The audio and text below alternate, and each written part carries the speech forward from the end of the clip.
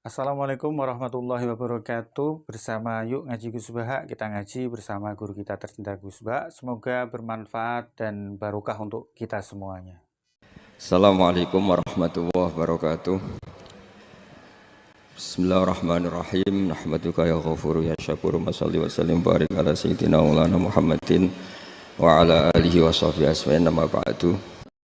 Orang itu cara berpikir nuruti nafsu, itu yang bahaya.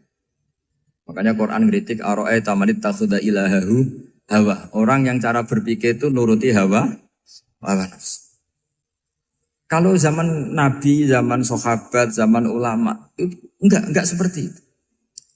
Sehingga cara berpikir itu mudah. Makanya kata Nabi absyiru ya ma'syaral muslimin kata. Kamu harus senang ya ma'syaral muslimin. Allah sekarang buka pintu langit yang sebelumnya enggak pernah dibuka. Dan Allah yubahi bikum malaikatah. Dan Allah membanggakan kamu kepada para malaikatnya. Kenapa? Umatnya Muhammad, umatnya Rasulullah Muhammad SAW, itu kalau sampean kepengen mati setiap saat itu baik, itu resepnya gampang kata Nabi. Addu faridotan wantadzoru ukhra. Jadi Allah memberitahu, ya Muhammad umatmu ini luar biasa. Jadi misalnya tadi kita sholat subuh, ditanya, Bahak kamu sekarang ngapain? Nunggu sholat duhur ya.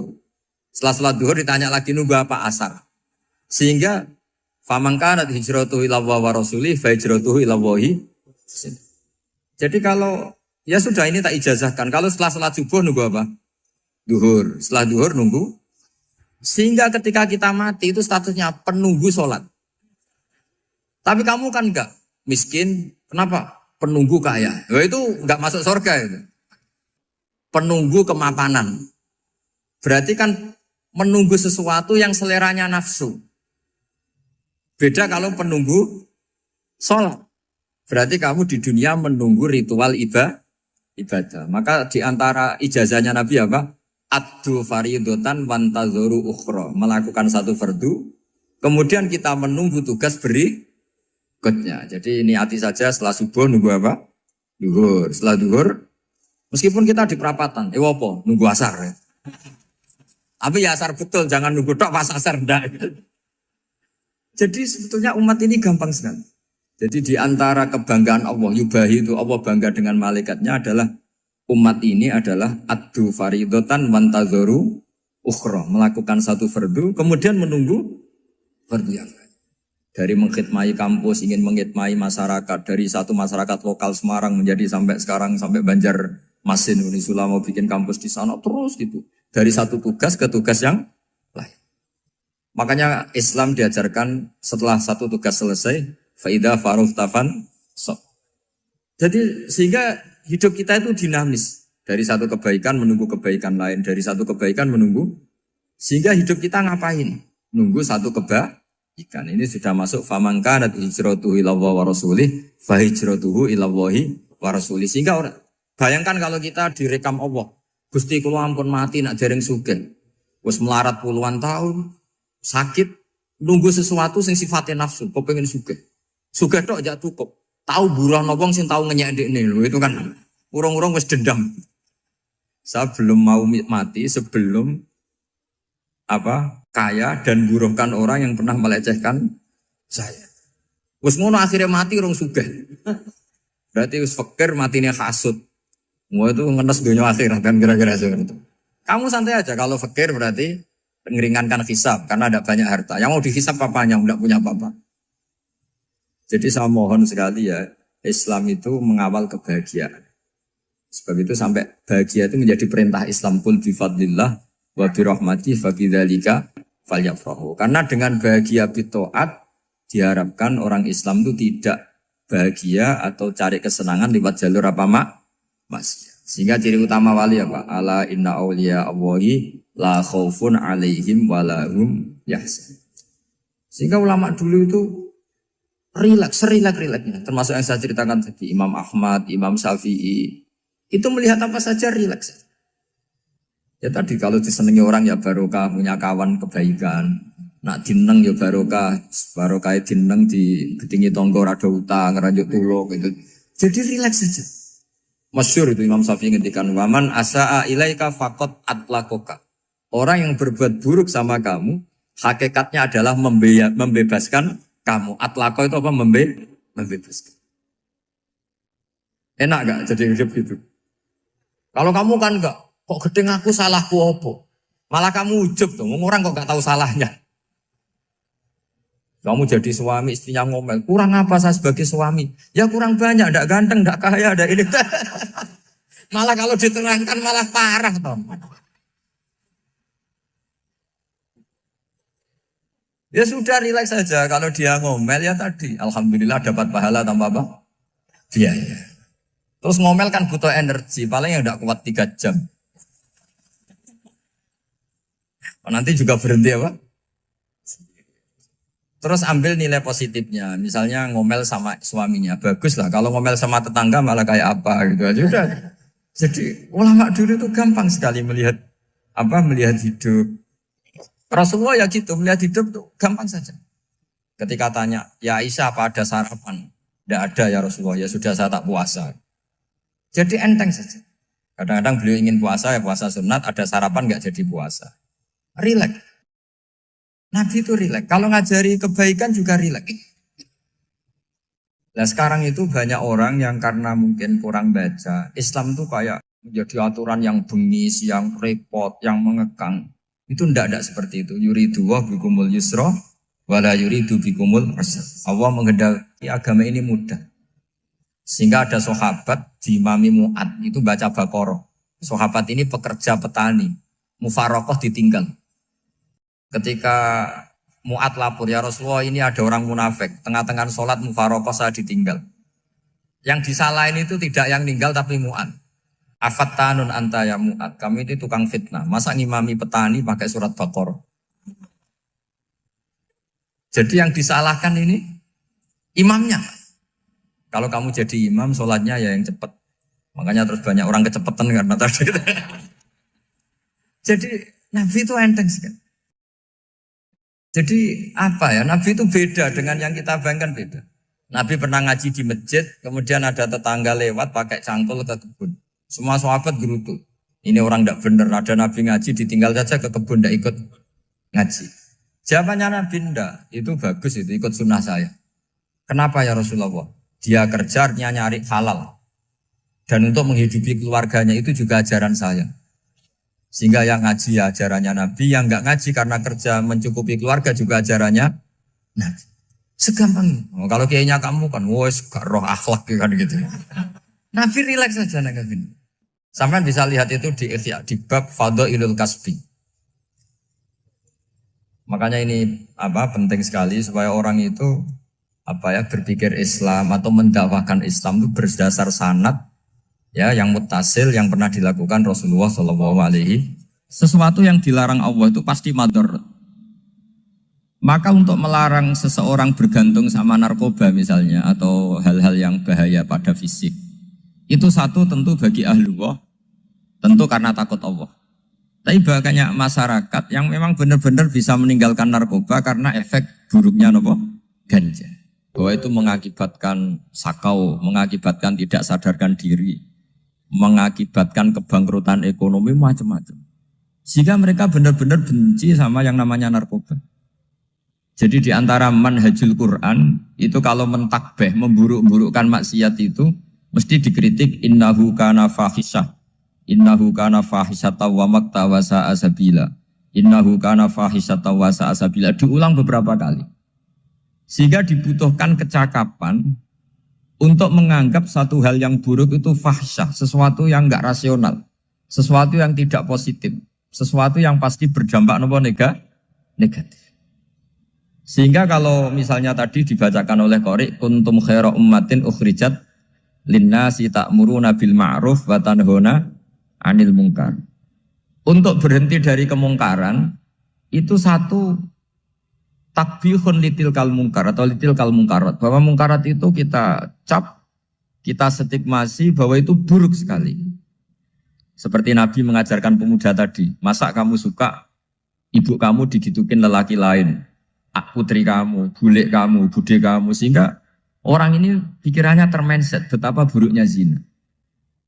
Sama seperti kita sukses memindset betapa buruknya narkoba, betapa buruknya bahan-bahan terlarang. Begitu juga seterusnya terus pengkhianat dan sebagainya. Tapi problem manusia adalah dia itu akan mencari kebahagiaan atau kesenangan sesaat. Maka caranya gimana? Keinginan senang lewat maksiat ini dilawan dengan nyaman dengan taat. Saya ulang lagi, nyaman dengan taat.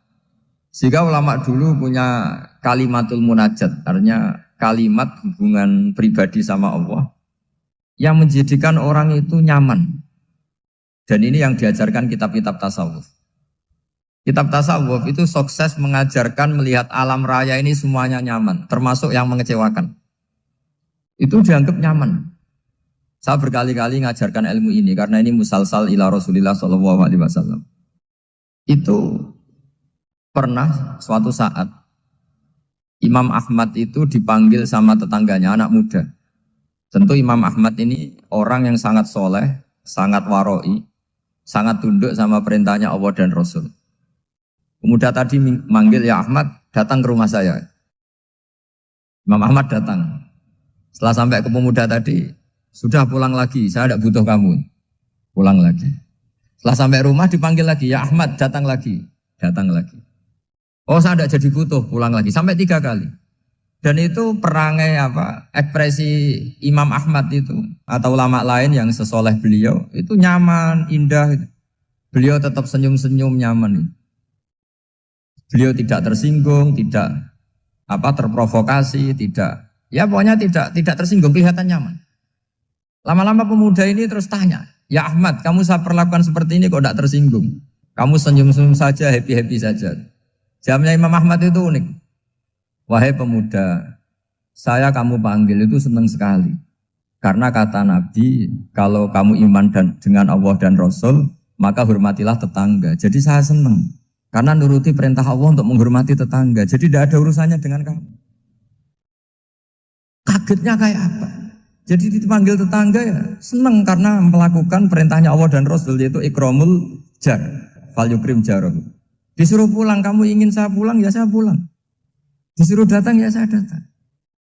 Jadi saya tidak tersinggung, saya tidak ada urusan dengan kamu. Urusan saya dengan Allah Subhanahu wa Ta'ala. Itu kalau bapak-bapak istrinya ngomel terus sabar itu ya bagus. Saya tidak punya urusan. Kalau kamu terprovokasi oleh istri, berarti kamu didikte oleh makhluk. Masa seorang rektor didikte makhluk? Kan tidak keren. Apalagi seorang habib didikte makhluk, kan tidak keren. Yang bisa mendikte kita hanya Allah Subhanahu wa Ta'ala. Dan Allah mendikte kita, mengajarkan kita wa ashiruhunna bil ma'ruf fa in karihtuhunna fa'asa an takrahu shay'a wa yaj'alallahu fi khairan katsira. Jadi cara melihat istri kita bawel gitu atau cerewet, alhamdulillah ini ada pahala tanpa modal, cukup sabar. Kalau istri kamu sedang mesra, malah mintanya ke mall, malah biayanya tinggi. Murah mana dapat pahala dimarahin sama saat mesra minta ke mall? Milih yang pertama kan? Nah ya itu tidak usah modal. Ya gitu aja. Jadi kalau istri sedang marah, bawel, anggap saja ini rezeki. Dapat pahala tanpa apa? Biaya. Nah, kalau pas rukun malah nantang ke mall, biayanya malah tinggi. Jadi ulama dulu itu melihat dunia itu happy. Pernah Imam Syafi'i dikasih tahu, orang yang tadi nyium tangan kamu ya, itu di rumah menghujat Anda. Jadi dia sopan hanya di depan Anda, kalau di luar menghujat Anda. Jawabnya Imam Syafi'i lucu. Ya baguslah.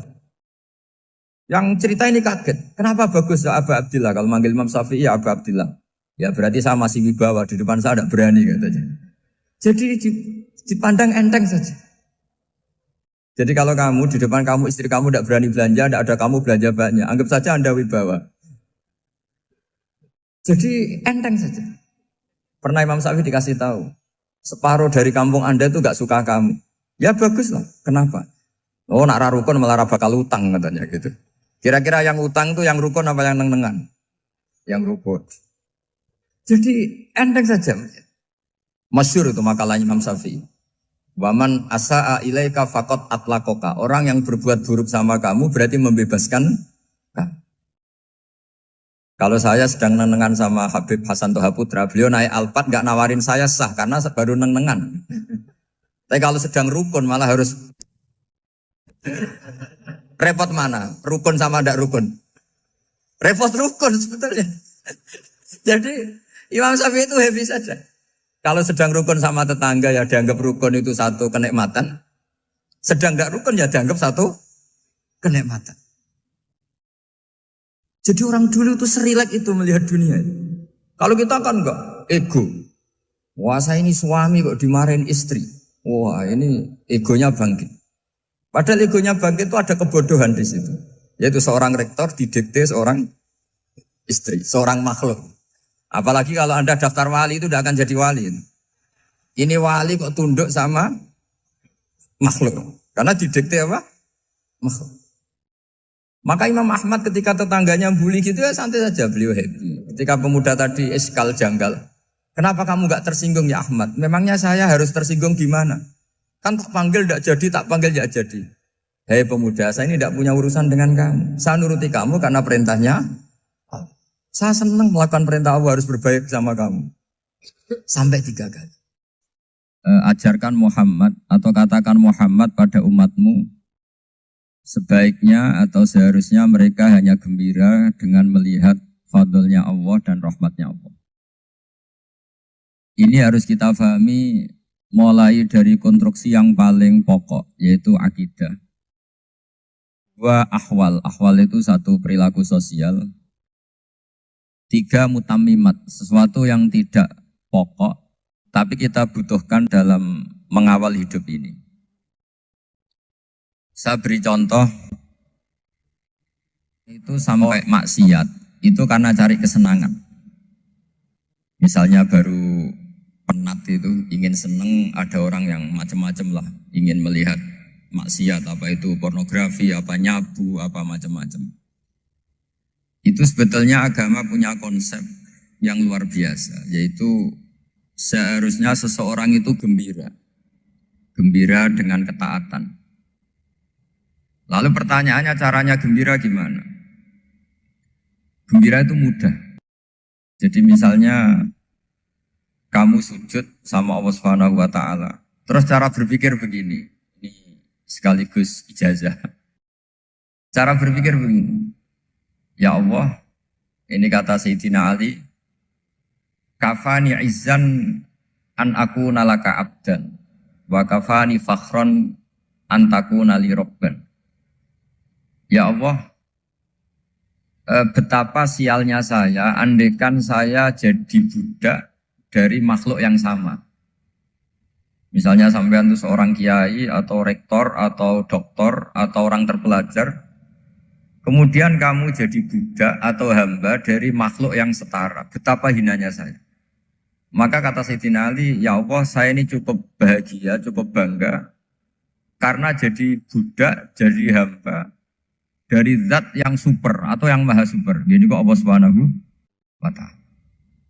Sehingga ada kebahagiaan yang luar biasa karena menjadi hambanya Allah Subhanahu wa ta'ala. Setelah bangga dengan jadi hambanya Allah, maka kita akan malu. Malu misalnya kok saya bahagia itu nunggu melihat pornografi, melihat maksiat. Itu terus menjadi malu. Kenapa saya bisa didikte oleh hal-hal seremeh itu? Ya, kita malu karena didikte oleh hal-hal yang seremeh itu. Karena kita didikte oleh nafsu.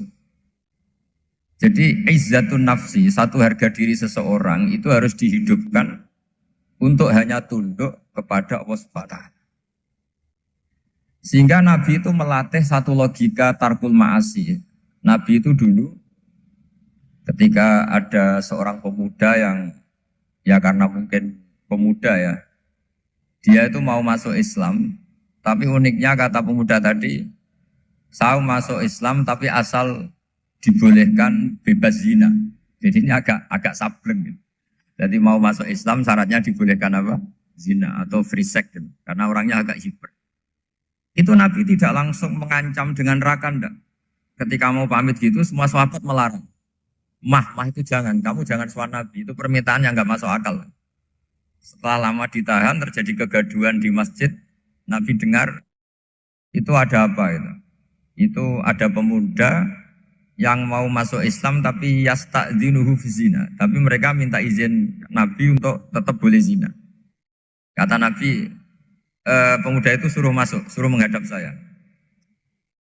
Ketika menghadap Nabi, saya ulang lagi ketika menghadap Nabi, Nabi mengajarinya itu luar biasa. Nabi tidak langsung mengancam dengan neraka atau dengan azab tunda. Tapi kata Nabi, atuhibbuhu li ummik.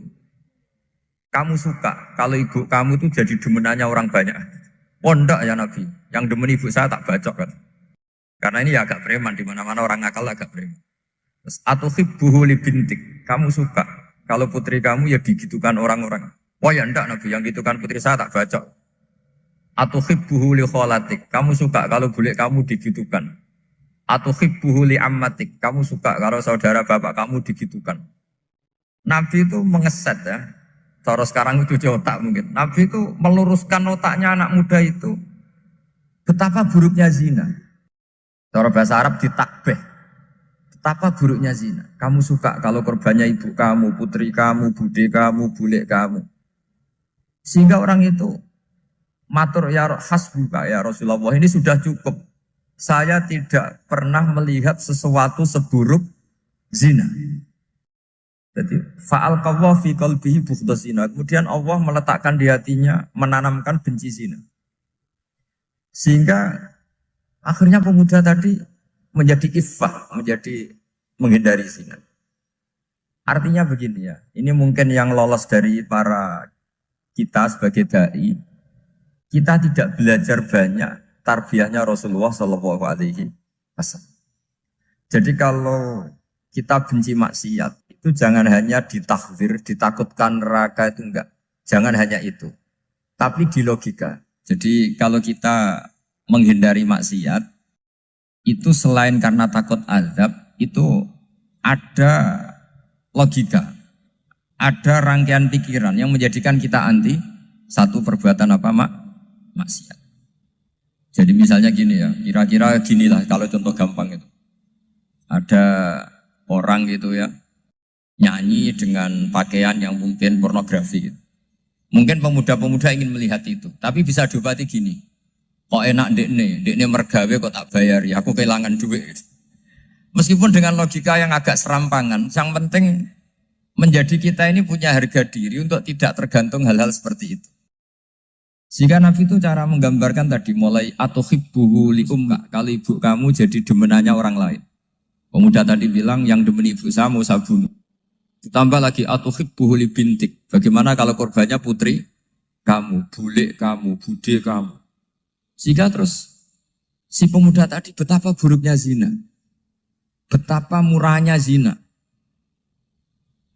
Akhirnya pemuda tadi al-qawwa fi qalbi bughdha zina. Terus kemudian pemuda tadi itu sangat membenci dengan apa? Berzina. Nah, pikiran-pikiran seperti ini harus kita tanamkan. Harus kita tanamkan supaya orang itu benci melakukan maksiat karena satu memang takut sukhtuwah, takut dibendu Allah atau dibenci Allah. Dua memang logika kita mengarahkan tidak maksiat. Saya beri contoh ya betapa pentingnya mindset ya, cara berpikir. Orang itu menjadi kikir itu karena nganggap hidup itu lama dan uang itu penting. Kalau zaman Nabi itu sederhana kalau melihat hidup ini. Pernah suatu saat Nabi itu punya jatah makan. Karena Nabi itu hidupnya juga pas-pasan. Jadi Nabi itu unik. Beliau di satu sisi kaya raya. Bisa ngurmat Abu Hurairah, Ammar, Suhaib. Ashabu Sufa itu dirawat Nabi semua. Itu kan kaya, bisa ngerawat sekian orang. Tapi di sisi yang lain untuk pribadinya beliau miskin. Kadang nggak bisa makan hari itu. Tapi di saat yang sama bisa merawat Ahlus Sufa. Jadi keliru kalau orang hanya cerita Nabi itu miskin, untuk makan dirinya aja susah. Itu keliru. Kelirunya kalau tidak diteruskan, tapi Nabi mampu menghidupi ahli sufa. Singkat cerita jatah makannya Nabi itu dikasihkan orang ketika Nabi tanya, ya Aisyah, makanan jatah saya di mana? Oh ya Rasulullah tadi ada orang minta tak kasihkan, maka makanan itu habis. Apa kata Nabi? Kamu salah Aisyah. Yang kamu kasihkan itu justru yang masih. Ya yang kamu kasihkan itu justru yang masih. Sehingga Nabi menganggap, makanya Nabi terus ngendikan, Ya kalau mukhatabnya lelaki ya kira-kira begini. Wahal laka min malika illa ma akalta fa'afnaita wala bista fa'ablaita. Terusannya wa tasaddaqta fa'abqaita katanya. Harta kamu ya kamu makan kemudian ke WC jadi kotoran atau punya pakaian mewah nanti rusak. Wa tasaddaqta fa'abqaita. Ada yang kamu sedekahkan yaitu yang abadi sampai akhir. Sehingga banyak pengusaha yang mencintai saya setelah tak ajari hadis itu, misalnya punya uang 1 miliar karena dia spekulan atau pedagang rawan bangkrut, disedekahkan ke masjid 50 juta, yaitu yang abadi. Jadi kalau suatu saat bangkrut, dia masih punya uang 50 juta di akhirat. Jadi Nabi itu mengajari sedekah itu apa? Ya sedekah itu pengabadian uang. Kalau kita kan enggak, bilang sedekah itu nguras uang. Itu pikirannya setan, dan pikirannya orang Islam. Itu cara berpikir setan, bukan cara berpikir umat apa? Sehingga Sayyid Ali Zainal Abidin itu kalau ada orang minta, kemudian beliau ngasih, itu beliau bilang gini, marhaban biman hamala zati ilal akhirah. Matur nuwun nggih jenengan sing beto sangu kula nate. Jadi dianggap teller saja. Orang yang minta uang beliau itu dianggap tukang nyatet bank ini. Karena sudah ditabungkan. Ya sudah. Kalau kita kan enggak, wah pengemis tuh ganggu gini-gini. Kecuali pengemis profesi ya mungkin kita agak-agak enak. Karena zaman akhir itu ada pengemis apa? Profesi. Jadi repot teman. Terus tak beri contoh lagi kebahagiaan ketika kita milih Islam moderat. Islam kita diajarkan guru-guru kita, utamanya oleh guru kita Mbah Maimun. Saya juga sering ketemu beberapa ulama dunia, termasuk Habib Umar. Saya juga ikut sowan ke sini pas beliau sama Habib ini Hasan Toha Putra di sini sama orang-orang moderat. Itu cara berpikir juga luar biasa indah. Beliau pernah cerita ya, beberapa ulama lah, banyak yang cerita itu. Saya pernah diceritani seorang alim ketika ada orang ekstremis itu mau ngebom di tempat maksiat. Kebetulan yang maksiat itu kebanyakan ya orang Islam. Karena di negara yang mayoritas Islam. Ditanya sama Syekh Sa'rawi. Syekh Sa'rawi itu mufassir top di mana? Mesir. Ini mau tak habisin karena mereka orang Islam kok maksiat terus. Terus ditanya sama Imam Sa'rawi. Laumatu ala khini ma'asihim aina masiruhum. Kalau mereka mati dalam keadaan maksiat, mereka kemana? Ya ilanar, mereka pasti masuk neraka. Terus ditanya sama Imam Sa'rawi. Wahal masiruhum ilanar muradun nabi amla. Punya umat maksiat kemudian mati masuk neraka. Itu yang diinginkan Nabi apa enggak? Ya tidak aja. Ya sudah, enggak usah dibom, ditunggu tobatnya kata. Karena kalau mati dalam keadaan itu ke neraka dan itu tidak yang diinginkan Rasulullah Sallallahu Alaihi Wasallam. Terus ekstremis ini menjadi tobat, tidak berpikir ekstremis Mas. Jadi orang itu harus berpikir mindset yang baik. Meskipun kadang berpikir baik itu ya agak-agak kacau. Ada seorang wali majdzub, itu kalau berdoa agak kacau, tapi gak bisa dibantah. Masyhur itu doa itu. Ini sekaligus ijazah, tapi kalau sebelum wali gak boleh. Itu datang ke makamnya Rasulullah SAW. Terus doanya itu begini. Ya Allah, sekarang terserah engkau. Ya Allah, sekarang terserah engkau. Jika saya kamu jadikan orang soleh, jika saya engkau jadikan orang soleh, maka surra habibuk, maka kekasihmu ini senang. Yang susah musuhmu yaitu setan. Tapi kalau engkau menjadikan saya orang fasik, maka yang susah kekasihmu, yang senang musuhmu. Jangan punya dua pilihan itu. Wah itu kan doa tapi kayak teror itu. Ya jadi berdoa di Raudhah. Wah itu pasti mandi itu karena agak-agak maksa Tuhan itu. Ya Allah, engkau punya dua pilihan. Jika saya jadi orang soleh, maka kekasihmu ini senang. Musuhmu yang susah, yaitu setan. Tapi jika saya jadi orang fasik, maka musuhmu yang senang, kekasihmu yang susah. Mohon terserah jenengan, mau menyenangkan kekasihmu, apa menyenangkan musuhmu? Gitu. Kira-kira gimana? Kalau tertarik boleh doa itu dipraktekkan. Tapi kayaknya kalau copy paste itu gak keren, apa? Jadi dulu orang itu muamalah sama Allah dan Rasul itu rileks. Rileks itu nyaman karena ya tadi kul bi fadlillah wa bi rahmati fa bidzalika falyafrah. Sehingga Imam Izzuddin bin Abdissalam itu ngendikan innalladzina yarmunal muhsanatil ghafilat. Di antara kebaikannya ibu-ibu atau mbak-mbak ini harus berstatus ghafilat. Perempuan-perempuan pelupa. Ghafilat itu pelupa. Pelupa dari kenikmatan maksiat sehingga mereka dengan taat. Misalnya ada ibu-ibu atau mbak-mbak atau juga bapak-bapak tahajud, kemudian nyaman dengan tahajud itu. Kira-kira terbersit enggak ingin maksiat? Enggak kan, karena sudah nyaman dengan tahajud, dengan taat. Maka dibutuhkan kenyamanan dalam beribadah. Sebab itu ala bidzikrillahi tatmainnul qulub. Makanya saya termasuk kiai yang setiap ngaji itu happy, seneng. Karena ini untuk kampanye, seneng dengan ngaji, dengan taat itu sudah luar biasa. Kayak apa kalau mereka senengnya kalau nunggu melakukan maksiat. Jadi termasuk bentuk perlawanan kita terhadap maksiat adalah usahakan kamu tuh bahagia, seneng dengan taat. Istiqnas billah, mu'anasah billah, farah billah, itmi'nan tumaknina billah. Sehingga ini mencukupkan kita tidak berkebutuhan maksiat. Meskipun kita ya manusia, pasti suatu saat atau sudah pernah maksiat. Serasa diceritakan lah, itu mesti gitu. Lah orang-orang dulu itu orang yang sukses mengelola bahagia ma'allah wa billah walillah. Jika wali-wali dulu itu jadi wali itu tidak mesti karena ibadahnya banyak, itu enggak. Mereka orang yang ibadahnya itu biasa. Biasa-biasa sekali. Ulama-ulama dulu ibadahnya biasa sekali. Tapi qulubuhum ma'allah, hatinya itu ma'allah. Itu ada seorang wali itu jadi wali, Umar bin Abdul Aziz yang dikenal khamisul khulafa. Khamisul khulafa. Di luar khulafa Ar-Rasyidin 4, di antara yang soleh adalah siapa? Umar bin Abdul Aziz. Itu ketika mau meninggal, itu senangnya bukan main. Itu semuanya nangis, beliau senang. Terus tanya, kenapa kamu senang? Memangnya saya kalau mati itu kemana aja? Ila khairi madhubin ilah, ke zat terbaik. Dibang urip mbek kowe bolet atau mbek arhamur rahimin kan. Yaitu Allah Subhanahu. Jalaluddin Ar-Rumi ketika mau meninggal itu muridnya nangis semua, beliau marah. Kamu harusnya pesta karena saya mau ketemu kekasih saya, malah kamu tangisi. Goblok sekali kamu katanya.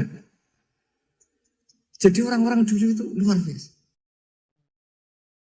Karena tadi mereka tidak ingin ketemu Allah itu dianggap problem. Harus sesuatu yang membahagiakan. Makanya wali-wali itu kalau berdoa begini. Wa khairu ayyami yauman alqa fih, dan jadikan hari terbaikku adalah hari ketika saya ketemu engkau ya. Pernah dengar doa itu? Wa khairu ayyami yauman alqa fih, dan hari terbaikku adalah hari saat ketemu engkau. Aman kan enggak? Sampai matiku wedi. Saya tidak tahu wedi dosa apa wedi Israel apa wedi malaikat siapa? Mungkar nakir. Sebenarnya tidak perlu seperti itu. Karena cara pandang Nabi itu ini bisa dipraktekkan. Kalau kamu orang baik, mati artinya apa? Ya baik. Karena husnul khotimah. Kalau kamu orang yang buruk, itu kata Nabi, anggap saja mati itu akhir dari keburukan kamu. Nak kowe urip terus, malah maksiat terus. Maka Nabi itu kalau ngajari kita berdoa gini, Allah maj'alil hayata ziyadatan li fi kulli khairin wal mauta rohatan li min kulli syarri. Ya Allah, kalau saya hidup, ya anggap saja ziyadah fi kulli khairin, berpotensi nambahi kebaikan. Kalau saya mati, anggap saja ini akhir dari segala keburukan. Maka saya berkali-kali, banyak tradisi ulama-ulama NU, ulama-ulama pesantren, ya ada hanya NU, pokoknya ulama-ulama alim. Itu kalau ada orang mati, orang nakal gitu mati, ini saya gitu. Itu hadirin mesti gak terima. Wapi enang itu orang wakal. Tapi dipaksa sama kiainya, saya gitu. Lama-lama dipaksa. Saya gitu. Padahal yang ngatine kiai, wis ra iso maksiat meneh, wis saya gitu. Karena dengan mati berarti saya sudah tidak bisa maksiat lagi. Jadi Nabi melihat hidup dan mati itu segampang itu. Kalau al-hayata ziyadatan li fi kulli khairin wal mauta rohatan li min kulli syarr. Coba kita ke depan itu kan ada potensi zina, potensi korupsi, potensi maksiat. Yang bisa menghentikan potensi itu apa coba? Mati ya, udah pinter dia. Sudah maju. Berani mati? Berani. Tapi jangan di sini ngel-ngelo panitia. Artinya yang selama ini kita risau dengan kematian, dengan apa? Nabi ngajari kita tadi. Allahumma mas'alil hayata ziyadatan li fi kulli khairin wal mauta rohatan li min kulli syarr. Ya Allah, jadikan hidup ini sebagai bekal menambah kebaikan. Dan suatu saat kalau saya mati, semoga itu akhir dari segala keburukan. Jadi artinya Nabi itu ngajari kita itu positif terus. Sama seperti ulamanya tadi. Nak lagi rukun mbek tonggo ya sanggep ae kanca keapian. Nak nenengan ben ra utang ngoten. Dadi pokoknya penak terus itu loh. Nak bojo lagi ngamuk alhamdulillah gak ngajak blonjo. Nak pas rukun ya alhamdulillah kok lagi rukun. Jadi gampang semua. Makanya ada seorang alim itu ngendikan begini, ada yang tanya. Saya tuh dulu ketika kaya, teman saya sering main ke saya. Setelah saya miskin gak ada teman-teman yang ke saya. Dikira si Habib ini kebetulan orangnya Habib itu mendukung keluhan dia. Ternyata enggak. Si orang alim itu bilang gini, malah bagus toh gitu. Kowe wis melarat buruhe wong. Ya sudah kamu miskin buruhnya orang lain. Misalnya tukang manol di pasar atau tukang becak. Kemudian teman-teman kamu datang, malah kamu malu tuh jadi tontonan. Bagus kalau mereka lupa, pas kamu miskin tidak ada yang lihat katanya. Jadi apa ya, dianggap enteng saja gitu. Akhirnya orang ini nggak jadi ngeluh. Selama ini kan kita ngeluh ya, ketika miskin teman-teman nggak datang. Coba kalau mereka datang pas kamu buruh bikin botol di orang lain, mantan bos buruh, malu gak? Milih datang kepada? Nggak lah, sudah bener itu. Jadi ulama dulu itu makanya sering baca biar tahu solusi hidup. Jadi ulama dulu tuh gampang sekali melihat kehidupan itu, gampang sekali, indah, gampang. Kebahagiaan ini pula yang harus kita latih dalam melakukan ketaatan. Tapi memang obsesi saya terbesar atau cita-cita saya terbesar memang setiap ngaji saya ingin orang mukmin semuanya itu bahagia. Dengan bahagia itu mereka tidak neko-neko ingin mencari kebahagiaan lewat jalur apa maksiat.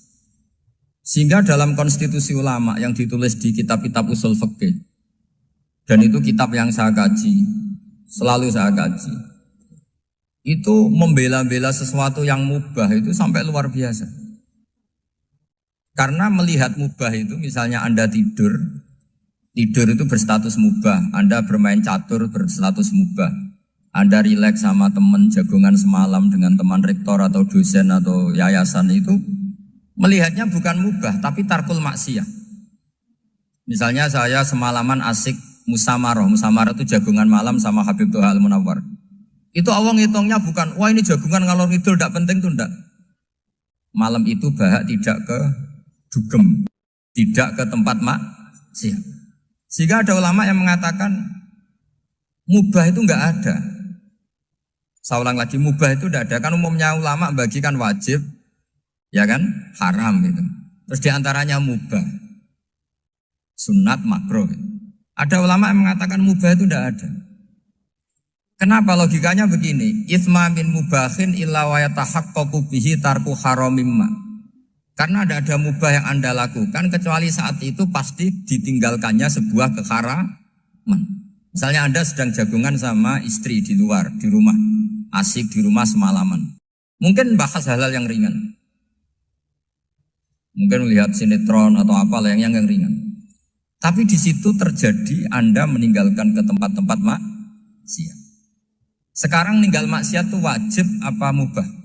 Wajib. Padahal Anda sedang melakukanmu. Nah itu dicatat oleh Allah itu tarkul haram, meninggalkan keharam. Jika masyhur dalam cerita wali-wali itu, Abu Yazid yang seperti itu ibadahnya pernah tanya, ya Allah lalu yang makomnya orang seperti saya siapa? Karena beliau semalaman ibadah terus. Sama Allah dijawab, ya yang tidur di pinggir kamu itu. Abu Yazid, loh kok bisa ya Allah? Dia kan tidur terus. Ya kan dia tidur berarti meninggalkan keharaman. Ngomong sing potongan tukang maksiat itu apik turu apik melek kira-kira. Apik turu. Timbang sama nak melek pola wis turu ae kira-kira gitu. Jadi enggak usah dipaksa tahajud, dipaksa qiyamul lail itu. Iya kalau qiyamul lail. Kalau dapat informasi, ke sini ikut saya terus katut kan repot. Jadi perlawanan terhadap maksiat itu sebetulnya gampang dalam Islam karena tadi nggak ada sesuatu yang mubah kecuali saat dilakukan berakibat meninggalkan keharaman. Mudah sekali. Jika banyak orang jadi wali itu karena melakukan mubah.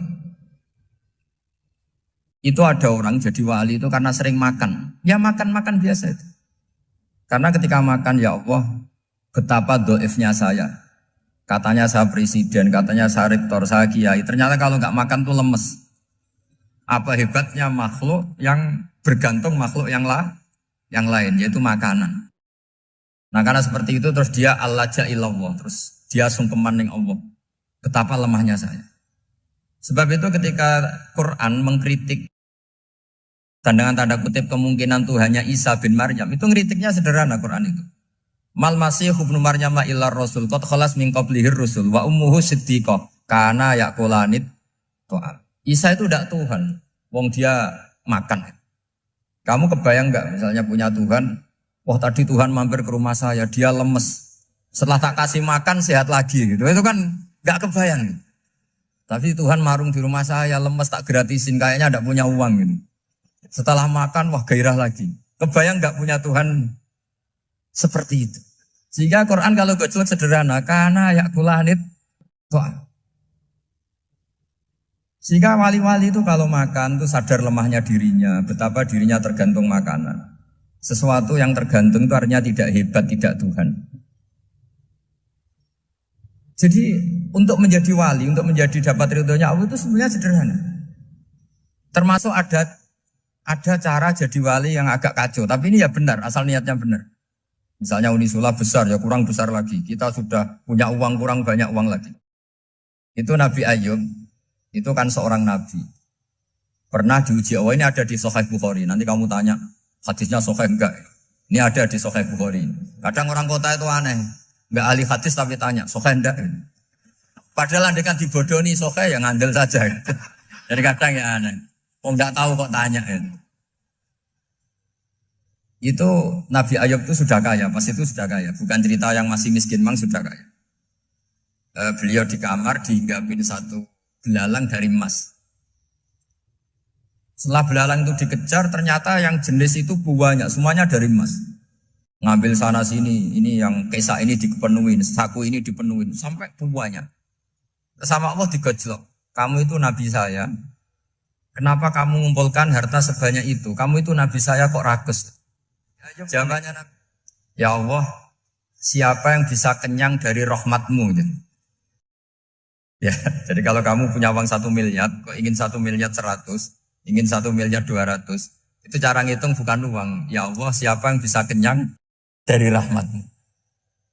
Karena rahmat Allah tidak terbatas, sudah Gusti tenang saja. Meskipun saya gini, rahmat Anda tidak akan habis. Sehingga waroi ada ilmunya, tomak juga ada ilmunya. Termasuk ragus itu juga ada ilmunya. Misalnya begini, ini contoh ragus yang ada ilmunya begini. Ini saya beri contoh. Mungkin yang boleh niru orang-orang soleh, kalau nggak soleh jangan. Imam Syafi'i ini cerita nyata. Imam Syafi'i itu dulu ketika ngaji masih muda itu nggak suka sama guru yang kaya. Kebetulan dia punya guru miskin terus. Namanya Sufyan As-Tsauri itu miskinnya Masya Allah. Sufyan bin Uyainah juga miskin. Jadi dia miskin punya guru miskin terus. Sehingga idolanya ya sama guru-guru yang miskin. Suatu saat guru-guru ini menyarankan dia ngaji Imam Malik. Imam Malik itu kaya raya. Itu babutnya Imam Malik kalau diinjak itu mata kakinya tidak kelihatan saking halusnya. Kalah Indonesia lah kalah. Imam Malik tuh gaya. Kalau ngaji di kursi tinggi terus pakai bukhur itu, pakai dupa Arab yang mahal. Pokoknya mewah kali Imam Malik. Terus dia mulai ini kiai kok kaya. Kemudian setelah beliau alim tanya, saya harus ngaji siapa setelah ilmu jenengan habis kira-kira gitu. Kata Imam Malik, sudah kamu tidak usah perlu ngaji saya, kamu sudah alim alama. Terus Imam Malik datang ke Baki. Zaman itu Baki itu semacam kayak rentalan ya, semacam Grab lah kalau dulu. Mana kafilah yang mau ke Irak? Ya sudah terus, oh kita mau ke Irak. Ini antar ke Muhammad bin Hasan As-Syaibani. Itu dibiayai sama Imam Malik. Grabnya ya dibayarin, itu kafilahnya itu ya dibayarin. Imam Syafi'i disangoni surrotan min dhahabin. Jadi satu kepes uang dikasihkan. Itu pernah tak hitung semurah-murahnya itu sekitar 60 juta. Imam Syafi'i mulai mikir, kiai yang saya kritik lomo, sing kiai miskin tak puji, gak pernah ngamal kan, tentu orang miskin. Setelah datang ke Muhammad bin Hasan Asy'ibani, beliau itu pakar usul fikih, muridnya Abu Hanifah. Beliau al-usuli, pakar usul fikih. Itu Muhammad bin Hasan Asy'ibani itu kalau ngitung emas, itu di ruang tamu. Uangnya miliaran, emasnya banyak. Dari kota ini dipindah ke kota ini, emas kalau ngitung di ruang tamu. Bukan di kamar, di ruang tamu. Imam Syafi'i tambah kaget. Imam Malik kayak gitu sudah saya soal, malah ini kaya raya. Setelah Imam Syafi'i kelihatan kaget, digojlok sama Muhammad bin Hasan Asy'ibani karena beliau senior. Ata'jabu min hadza, kamu aneh melihat ini? Iya. Kenapa? Ulama kok kaya raya. Terus kata Muhammad bin Hasan, ya sudah, uang ini tak kasihkan orang-orang fasik, binti gue demenan, gue nyabu, gue macam-macam. Oh jangan, nanti dipakai maksiat. Pun jenengan mawon sing sugih. Semenjak itu Imam Syafi'i rubah mindset. Jadi kalau kampus ini ingin akreditasi A, ingin mulia, ingin apa? Kamu ridho kalau yang punya prestasi seperti itu adalah orang-orang fasik. Ridho enggak? Enggak kan? Maka didoakan ini. Nah itu namanya berpikir secara usuli. Kamu jangan hanya nuruti karena berpikir waroi terus kamu benci kekayaan. Tidak bisa seperti itu. Karena pangkat dan kekayaan ketika dikelola secara kesolehan maka akan menjadi energi positif yang luar biasa. Semenjak itu Muhammad bin Hasan Asy'ibani berhasil mendidik Imam Syafi'i. Sampai akhirnya keterusan Imam Syafi'i berpendapat kalau orang Islam bisa bikin rumah tingkat kok punya rumah reok itu haram. Akhirnya keterusan. Kalau bisa jadi bupati kok jadi ketua RT juga haram. Karena al-Islam ya'lu wala yu'la alaih. Islam itu luhur bukan bisa diluhurin. Sehingga rata-rata orang Syafi'iyah termasuk kiai-kiai Indonesia itu rata-rata ya agak-agak politikus. Ya agak-agak kedonyan, mungkin sebagian kedonyan tenan gitu. Karena gak ridho gitu loh. Kalau kesempatan itu dikuasai orang fasik kemudian menjadi kekuatan maksi. Coba kalau bupati itu orang yang fasik. Kemudian programnya supaya rakyat seneng semalaman dangdutan yang purno misalnya. Supaya rakyat seneng dibolehkan dugem, dibolehkan judi. Tapi kalau yang jabat orang soleh kan ada beberapa perda yang menolak penyakit apa? Masyarakat. Jadi kamu jangan melihat bahwa kepangkatan ini hanya sebagai alat korupsi, alat otoriter. Enggak. Asal kena orang soleh, maka ini menjadi energi kesolehan atau energi positif. Sebab itu ketika Allah muji para nabi yang soleh, diantaranya disifati apa? Faqad ataina ala Ibrahim al-kitab wal hikmata, terus ayat wa atainahum mulkan azim. Dan Nabi Ibrahim dan keluarganya tak kasih kerajaan yang besar. Nah sekarang masih banyak orang yang cara pandang ngapain bikin unisula yang megah, ngapain berambisi punya akreditasi A dan sebagainya. Menyoal seperti itu salah secara usul fikih. Karena secara usul fikih kesempatan yang baik tentu harus diperjuangkan oleh orang-orang yang soleh. Karena ini supaya jadi otoritas yang positif. Itu dulu ada latihannya. Jadi orang dulu itu gampang sekali ketika milih miskin ditanya, kenapa miskin? Saya ingin hisab saya ringan. Tapi ketika mereka kaya, yang soleh, supaya harta ini tidak dipakai orang yang nanti dipakai maksiat. Kita misalnya orang soleh mau pangkat, karena kita ada ridho, kepangkatan itu dipegang orang maksiat, kemudian menjadi energi maksiat. Begitu juga seterusnya. Maka ulama dulu itu rileks. Sampai Senawawi Al-Bantani itu nanti bisa dicek di tafsir. Qul hal yastawil ladzina ya'lamuna wal ladzina la ya'lamun. Beliau muji-muji ulama. Kemudian ada seorang yang agak hasut mungkin. Tanya begini. Hebatnya ulama itu begini-begini. Terus ditanya, tapi kenapa kita sering melihat ulama ngantri proposal di rumahnya bupati? Kan? Sementara bupati nggak pernah datang ke ulama ngaji ihya. Jawabannya Imam Senawawi itu unik. Ya karena ulama itu tahu gunanya uang, sehingga nyari uang untuk pondok, untuk masjid. Sementara bupatinya tidak tahu gunanya ilmu, maka tidak pernah ngaji.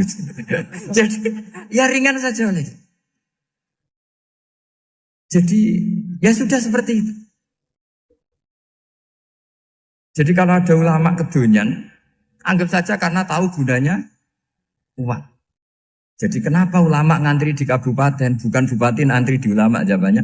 Karena ulama tahu gunanya uang. Sementara bupatinya nggak tahu gunanya ilmu. Kira-kira gitu lah. Ada ustadz tidak ganteng, kesensem rondo cantik. Karena tahu gunanya ustadz itu. Artinya tahu gunanya kalau saya nikah nanti punya anak jadi gus. Kan dia kiai gitu. Tapi rondonya raro gunanya dia karena miskin gitu. Jadi ulama dulu itu rileks. Rileks, menafsirkan apa saja itu rileks, termasuk saat terpojok. Itu rileks. Karena semuanya dianalisis pakai ilmu. Sehingga ciri utama wali itu apa? Ala inna awliya Allahi la khawfun alaihim walahum yahzanun. Enggak ada rasa takut, enggak ada rasa gampang. Karena melihat sesuatu itu gampang saja. Saya ulang lagi, melihat sesuatu itu gampang saja, ringan. Kula nyontokno pangeran ngukumi wong kaya wong gawe omah. Omah iku wek-wekmu dhewe. Niku rungokno tenan nggih. Omah iku wek-wekmu dhewe kan terserah kowe. Misale terserah kowe ngger kulon mbok gawe ruang tamu. Ngger tengah ruang keluarga, pol guri MCK WC. Sing dadi WC yo nangis tenan, mbok dienggo ngising. Rusuh kabeh. Sing ruang tamu rusuh sithik disaponi, rusuh sithik. Cek enake nasibe. Suwe-suwe WC wiridan suwi. Wala-wale zaman sing di omah ku pikirane rubah. Omah iki tak adepno ngetan ae. Ben pas madhep ratan. Misale utawa omah iki tak adepno ngetan wae mergo tanah gurine ketuku aku. Saiki ruang tamu dirubah dadi napa? WC. Sing WC dadi ruang tamu. Ngenes kan sing ruang tamu nih. Waduh, mantan terhormat saiki. Lek Allah ngurusi wong yang ngono iku, wong ra iso saiki pede dadi kiai dadi ulama. Nek Allah nrenglincirno ki urang pira wene, katut dhuwit, katut wedoan macam-macam. Takobal Allah. Sewong elek ujug-ujug diangkat dadi wali tobat. Iki sing ngrasa apa? Sayyidina Umar mantan preman pasar ukat. Ndekne sane mangan iku nak gelut menang, terus entuk dhuwit. Terus ngegeng tenan. Tapi Nabi pas liwat tuh seneng, nak ngewong juwadeg ini mlebu Islam itu cocok. Didongakno tenan. Mergo Islam klunak-klunak kaya Mustofa ora pati ana gunane. Dadi Islam itu butuh preman. Mulane nganti saiki ku ana Islam dikawal preman kowe kok engkar rapati ngalim nggih paham. Dadi ngajimu kurang akeh berarti. Paham ya? Ora usah nyebut sapa wis pokoke ngono. Bareng Nabi roh kekuatannya Umar iku ndonga, Allahumma aizal Islam Umar, muga wong iku sing masuk Islam yo gaya. Engko sing masuk Islam iku wong-wong gak duwe nyali perang. Bilal, Ammar. Ya cara saiki Mustofa terang gak wani itu kan. Ngadepi bojo ora wani. Walhasil Umar iku akhirnya masuk Islam. Preman. Kok masuk Islam pertama niku mbek Nabi. Nabi sebagai orang yang baik. Ya Umar, kamu gak usah memperlihatkan Islam kamu. Nanti Anda diteror Abu Jahal, Abu Lahab karena kafir mayoritas. Ya Rasulullah, kama a'lantu bil kufri a'lantu bil iman. Sebagaimana saya zaman kafir terang-terangan, saya setelah Islam ya terang-terangan. Sebagaimana saya dalam kafir menakutkan umat Islam, saya setelah Islam ya menakutkan orang kafir. Baru Islam lagi setino. Marani umay Abu Jahal, Abu Lahab, gue pedang. Nggak gue ganggu Rasulullah tak pateni. Guntinan orang kafir sing delik. Akhirnya turun ayat fasda bima tu'mar. Nabiullah oleh dakwah jaronu baru kaya napa? Preman. Mulane kiai-kiai sing alim ora preman wis tenang ae wis biasa. Kok wong kafir ora wedi wong Islam saleh ngrubono gereja sing diudeni ya preman-preman iku perkarane. Ora pati salat tapi dijak ngrusak. Seneng ya wis ngono. Ya aja syariatno tapi dunya mulai dhisik ngono. Dadi wis ngono pangeran ngono. Sa'labai waliane cerita. Iki rungokno tenan guys. Sa'labanu tiyang saleh khusyuk. Mulane sing khusuk-khusuk iki hati-hati, mergo ora pati dadi energi napa Islam. Salabe khusuk, mbudino ning masjid. Khusuke pol. Saking khusuke sampai wong-wong darani salabe hamamatul masjid. Napa hamamatul masjid, merpatine masjid. Mergo jamaah terus. Tapi tiap bersalam melayu. Suatu saat Rasulullah takok, "Ya Salaba, kenapa kamu melayu?" Jare mergo garwane niku gentenan napa? Nganggo klambi. Walhasil Salaba akhirnya ndongakno Nabi, yo ndongakno supaya sugih. Nabi cek guyon, "Ya Salaba, jangan-jangan keadaan Anda sekarang itu lebih baik." Sampai 3 kali walhasil akhirnya Nabi ndongakno sugih kasil. Sugih. Pertama wedhuse iku mung 40, suwe-suwe Bainal Jabalain. Ribuan wedhus. Lagi hati-hati kowe nek medhit iku ora apa-apa, tapi aja sampai salah hukum. Mulane ngendikane ulama-ulama, wong medhit iku ijek ana apike. Tapi nak salah hukum, iku Allah langsung gak ridho saat itu juga. Kalau baleni malih. Mergo wa lam yahkum bima anzalallah faulaika humul kafirun. Sampai zalimun sampai fasikun. Salaban sampean saiki hitung ae. Iki hitung kan ya. Mulane iki mumpung rong sugih, kula bola-balik matur. Kowe mumpung ra sugih iku nak lomo saiki. Wis ngandel aku. Ya kan ya mumpung rong sugih iku nak lomo saiki. Wong sugih nek is medhit kudu mbok maklumi, apike wong sugih iku medhit. Tak contohno ya, kowe ora percaya nak teoriku bener.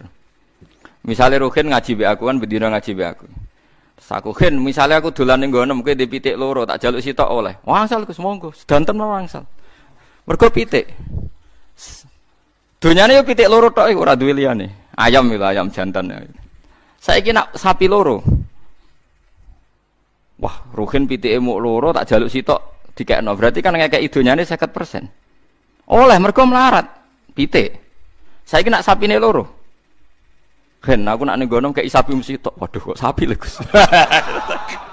Padahal zaman melarat duwe pitik mok loro tok, dikekno sitok kan 50%. Tapi berhubung sapi, 50% sapi kan.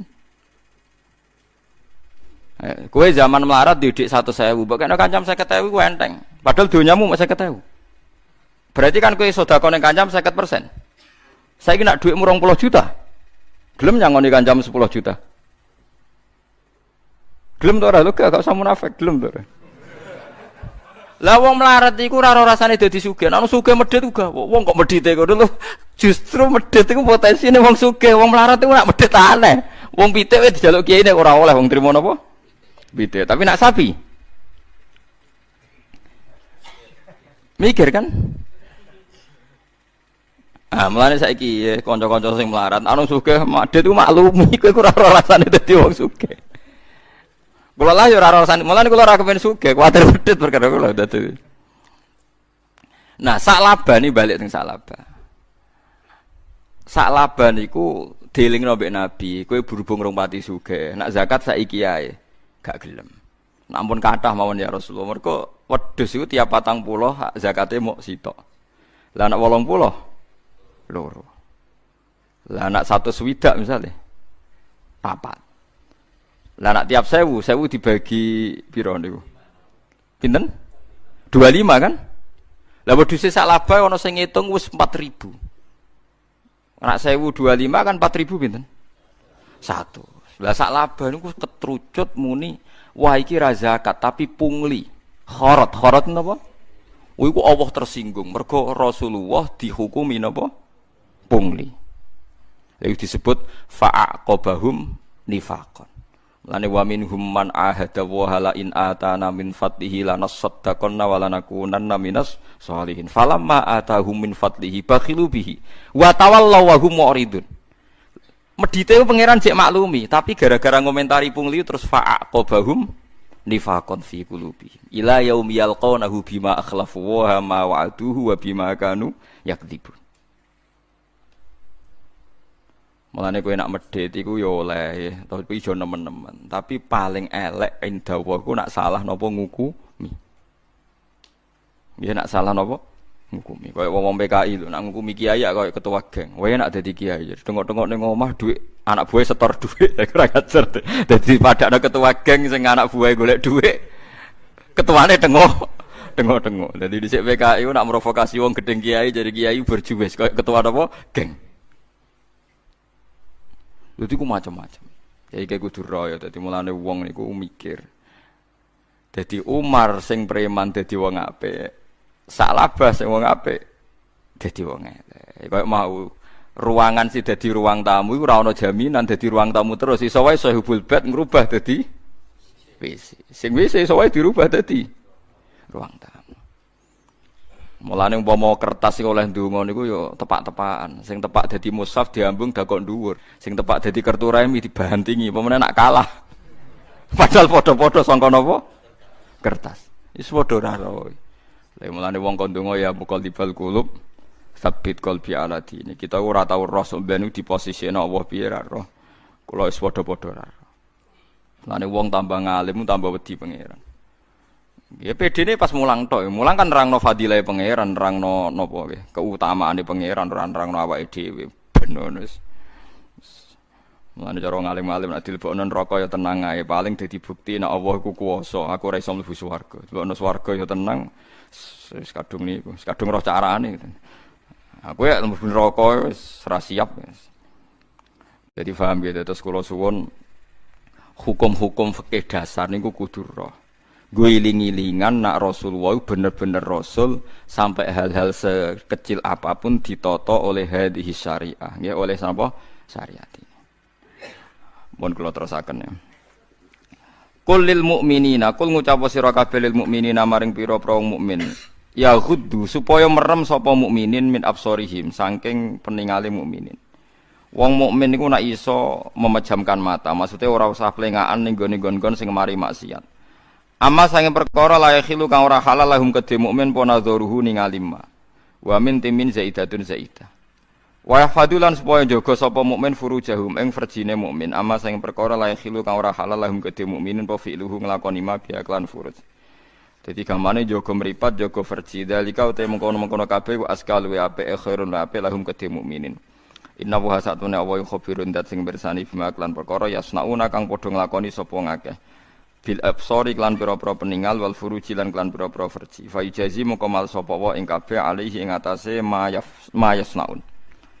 Wa qulan ngucap sira lil mukminati maring pira-pira mukmin yaqtutna supaya merem sapa mukminat min absorihinna sange peningalane mukminat.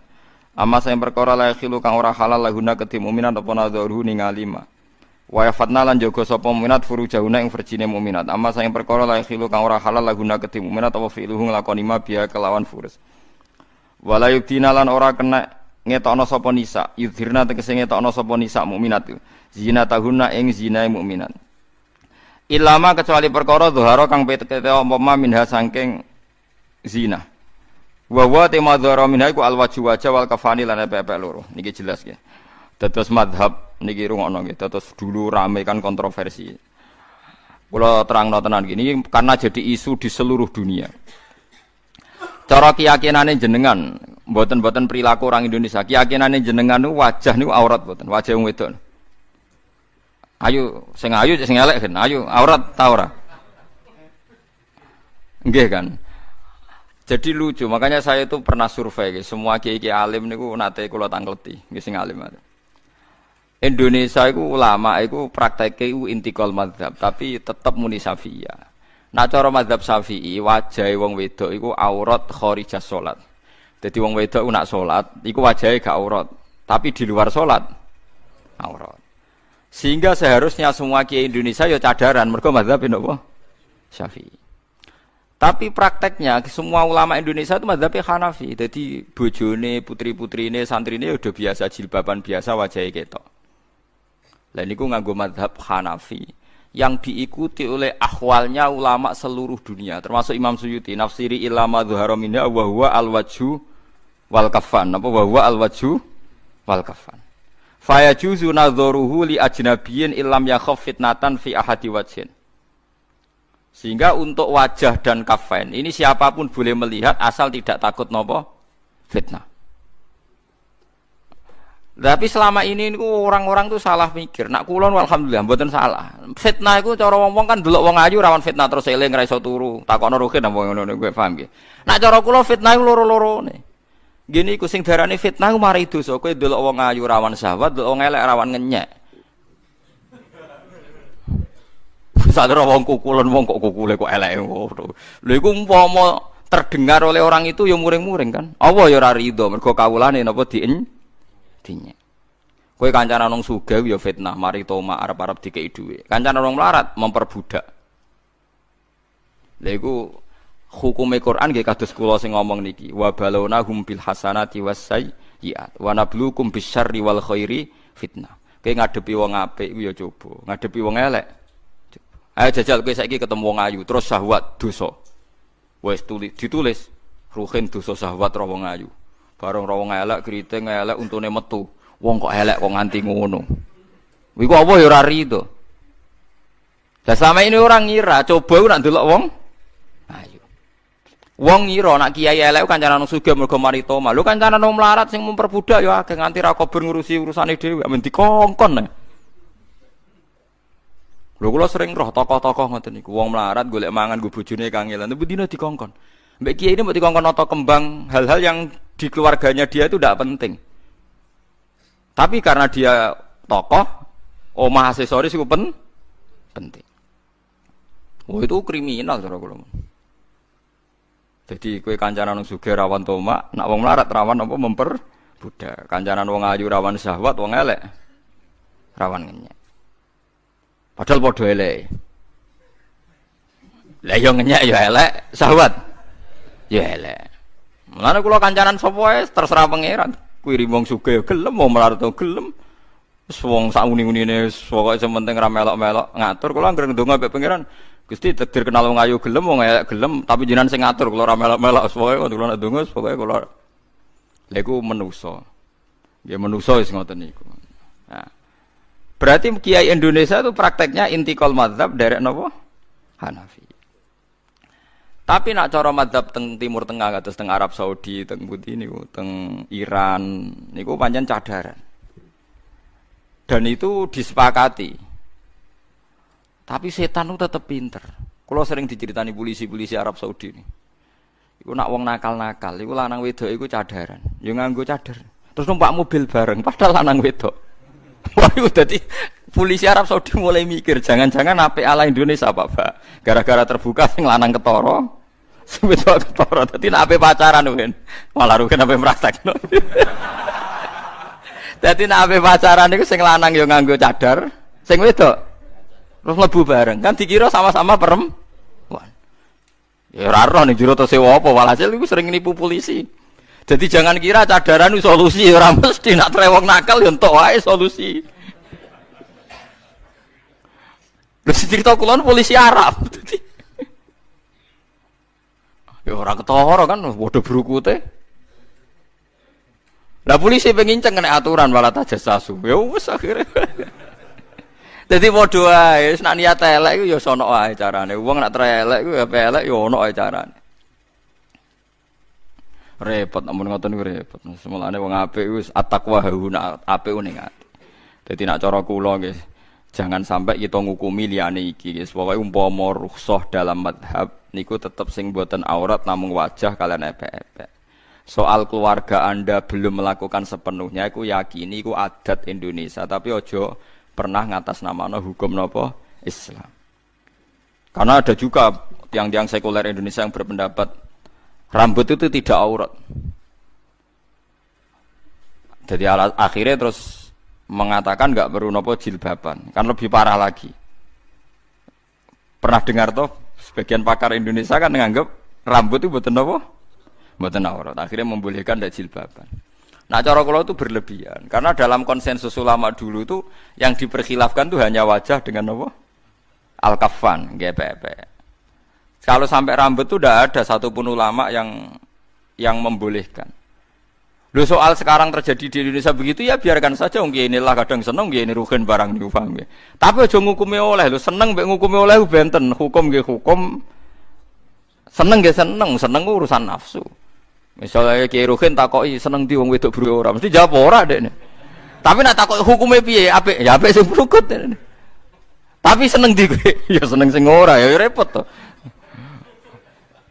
Lho hukum ambek seneng ku benten. Cara kula. Paham nggih? Misale kok kowe dadi kiai, untuk korban, ana wong sugih seneng korban ning kowe. Sebagai nafsu seneng, untuk korban berarti akeh daging. Tapi sebagai hukum, sing untuk ganjaran sing korban, sing nampa ora entuk. Lah tapi wong ora entuk ganjaran yo senenge perkara entuk daging. Lah sing diarani itu ganjaran nek sing korban to sing ana hadise sing nampa korban untuk ganjaran ya ora ana ning hadis sing korban untuk ganjaran. Paham gitu. Terus niki jelas ya dadi tradisi teng Indonesia kados para kiai niku ana bener e ketika enggak pakai cadar. Mergo ulama-ulama seluruh dunia pun ndamal konsensus illa ma dzahara minhan wa huwa al-wajhu wal kafan. Apa wa huwa al wajhu wal kafan. Fa yajuzu mongko wenang apa nadharuhu ningali madhara min hali ajnabiyin kedhe wong lanang liya. Ilam yakhaf lamun ora kuwatir sapa ahad fitnatane fitnah fi ahadi wajhine ing dalem salsine wajah loro. Wasani te kausani yahrumu iku haram apa nazar. Di anahu kron sak temne wajah wa dzinnatul fitnati utawa madzunatul fitnati nggon pernyangkaan terjadine fitnah. Warujiha lan den tarjih apa kaul hasman krana nutup lil babi maring pintu fitnah. Tapi wonten pendapat sing darani wajahlah aurat, mulane kudu ditutupi. Ya tapi wow, nek ditutupi kabeh mbek wong nakal-nakal teng Arab Saudi diakali. Lanang wedoke nganggo napa cadar. Terus lunga bareng-bareng wong 6 jebule 3 pasangan. Lah ya repot to. Aduh matane wong nek wong nakal wis repot. Wal yadribna lan becik ngrudungna sapa wong bi khumurihina kelawan jilbabe wong wedok kabeh ala jiyubihina ing atase gulu-gulune wong wedok. Yasturna tegese nutupi sapa nisa ruusa ing pira-pira kepala wal anaka lan pira-pira gulu wasudura lan pira-pira dada bil makoni iklan pira-pira jilbab. Dadi nak jilbaban niku ukurane standar ideale niku sirah, gulu, dada ketutupan. Ya tapi saiki yo ono jilbab gaul waduh matane wong wis nyoro saka ulama. Saiki misale jilbabane ya ono jilbab napa? Gaul. Dadi sing ditutupi mau endas, wis mudas to. Repot. Sementing aja kaya wong India. Wong India aku malah parah meneh. Wonge jilbaban tapi udele ora tutupan. Malah. Dadi elek-elek hukum India. Elek wong karuan kuduan kok malah ngisore napa blo? Brother, piye ulama iki asal usule iso dadi ngono. Parah India parah. Lah Islam Indonesia iku kok India. Kiai India rafati fanatik aurat. Indonesia ketularan. Walau dina lan ora kena ngetokno sapa nisa zina tahunna ing pepae nisa il khafiyata tegese pepae sing samar. Wa ya ta zina iku ma perkara ada kang liyane apa ma al wajah ing wajah wal kafaina pepe loro. Illa libu ladina kecuali maring sing lanang. Utai buul jamu ba'lin jamae ba'lun. Manane zaujin tegese bojo. Wong wedok ora oleh ngetokno pakaiane kecuali ning sing lanang. Awa abaina utawa bapake cah wedok mau. Awa aba ibu ladina utawa mertuane. Eling-eling ini sing mahrame wong wedok mergo sebab bapake ndekne utawa mertuane. Di kula terangno nggih masalah mahram iki rungokno kene. Kula ndek anak wedok. Nggih, kula misale kula rabi meneh. Kula kan ndek bojo. Kula ndek bojo. Bimujarradil akdi, sekedar akad muni qabil tu nikahaha niku mertua kula niku mun dadi mahram bil musahara. Nggih bimujarradil akdi. Lah cah wedok nggih sami bi mujarradil akdi bapak ibu kula wis dadi mahrame bojo kula. Paham nggih? Tapi nak anak tiri, misale Ruhin rabi rondo, rondone duwe anak. Ya kan ya rabi rondo, rondone duwe anak. Anak tiri iki haram dikawin utawa dadi mahram total ngenteni ibuke didukhul. Paham nggih? Iku disebut apa waroba ibu kumulati fi hujurikum min nisaikum allati dakhaltum bihin fa illam takunu dakhaltum bihinna fala junaha alaikum. Kula baleni malih nggih. Ana wong lanang rabi rondo di anak sita. Dadi mahrame permanen niku ngenteni didukhul. Paham nggih? Tapi nak ibuke nganten lanang utawa nganten wedok bimujarradil akdi wis dadi mahram. Dan abadi, engko istibegatlah tetep mahram. Tapi nak mahrame IP niku mau hurmatul jam'i. Malane nak bojo mati kowe oleh nguduni utawa ngunggahi asal gelem lho ya tentu banget tapi oleh. Paham nggih? Paham nggih? Lha iku malane teng mriki mahram termasuk au abaihinna au abai ibu latihinna. Bapake bojo ora mahram bin nasab kan jenenge mahram bil musahharah disebut faja'alahu nasabau wasihra. Pun nggih. Au abnaihinna utawa anake cawe wedok mau. Au abnai ibu ladina utawa anake bojone. Paham nggih? Anake napa? Bojone. Au ikhwanihinna utawa dulure. Au bani ikhwanihinna utawa anake dulure berarti ponakan. Au bani akhwatina anake dulure wedok berarti ponakan. Au nisaihinna utawa sejenis wong wedok. Au ma malakat. Au ma utawa perkara malakat kan miliki apa amainhunna apa kekuasaane utawa amat lah keman. Amat to budak faiju semangka menang lahum kedhe wong kabeh apa nadhurhu ningali kabeh ilama kecuali perkara bena surati antarane udel warubati lan dengkul. Fa yahrumu mongko haram po nadzaruhu ningali ma bena surra wa ruba illa li ghairil azwat kecuali bojo. Dadi bojo niku paling bebas aurat tengene bab fikih. Wa kharajalan kejaba binisa ihna kelawan nisa ina sapa al kafirat pira-pira wadon kafir. Fala juzu mongko ora wenang lil muslimati kedhe pira-pira Islam apa al kaswa apa buka lahunna keduwe kafirat. Wa samilanan mengko apa ma perkara malakat emanuhunna mengko ala bidah ing pira-pira budak. Awit tabiina utawa wong anut kabeh utawa pembantu kabeh fi fuduli ta'ami ing dalam panganan sing luweh. Tapi ghairi uli irbati kang ora duweni syahwat. Bil jarri kelancir sifatun wan nasbu lan kelan nasab istisnaun dadi istisna ulil irba ai ashabil hajati sing radine hajat ilan nisa. Maring pira-pira wedok minar rijal saking pira-pira lanang. Bi alam yang tasir gambare arep yen ora syahwat podha karukulen podha kare saben-saben wong suci. Awit tifli utawa cah cilik. Kula niku jek menangi nggih, gek cilik kula niku periode teng Arab. Niku nak sing dadi saroti, dadi polisi niku tiang-tiang sing dikebiri. Di kula tesih maca khazanah-khazanah kuno sing dadi polisi teng Arab niku wong lanang-lanang sing napa dikebiri sing gak disahwat. Saniki mboten. Wis ra karo-karuan saniki. Wis mbok kono tak kobal apa minaming tapi ngebiri yo hukume ra oleh. Lah tapi syahwat yo hukume ra oleh. Ngono so adu selamat ngoten mawon wis. Mereka sing oleh parek ambek wong wedok liya iku awit tabiina ghairi ulir irba minar rijal. Iku kurane wong sing rapati duwe syahwat mbek wong wedok.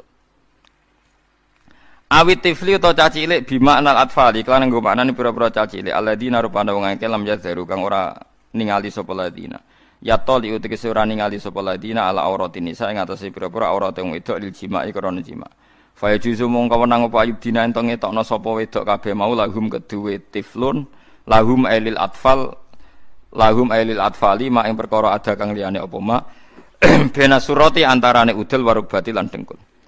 Wala dribna lan ora krana mukul sapa wedok bi arjulina lan pira-pira sikile wong wedok li ulama supaya den kinawerwi apa mar perkara yufina kang nyimpen sapa nisa min zinatihina saking papaese nisa min khalkhalin saking gelang kaki ya takok kang bersuara apa khalkhal.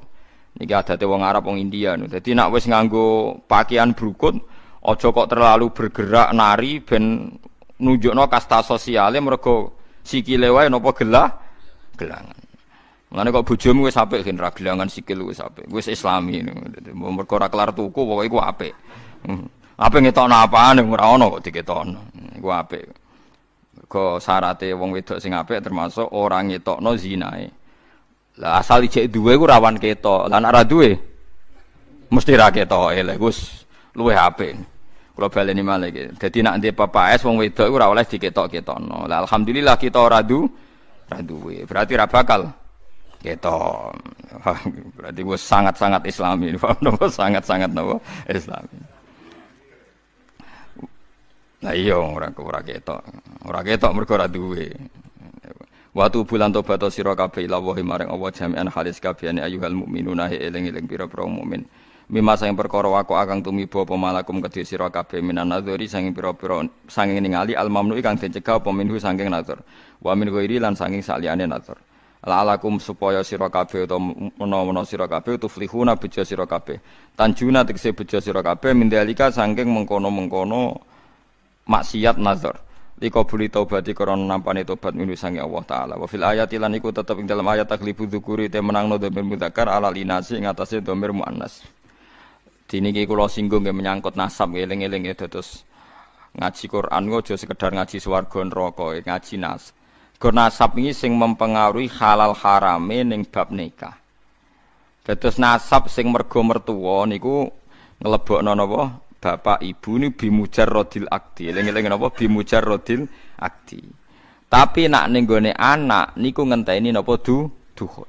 Eling-eling ya. Dadi nak ning gone wong tuwa niku bimujarrodil akdi. Dadi misale koyo kula kawin mbek bojo kula pas akad selesai niku berarti kula mau nangsal salaman mbek mertua wedok. Begitu juga bojo kula mau nangsal salaman. Tapi misale ruhin rabi mbek rondo, iku cek bahaya iku. Nak anake ndek anak perawan, paham nggih? Dadine mahram abadi sakwise dukhul. Nak sekedar akad mboten. Mergo nak urung dukhul umpama dipegat ruhin, anak tirine wau oleh dirabi. Mulane waroba ibukumul lati fi hujurikum min nisaikumul lati dakhaltum bi. Dadi anak tiri sing haram iku sing ibuke dirabi lan wis di tuh. Paham memang hukum Islam nggih kudu ana sing ngomong terus nggih ben dadi familiar.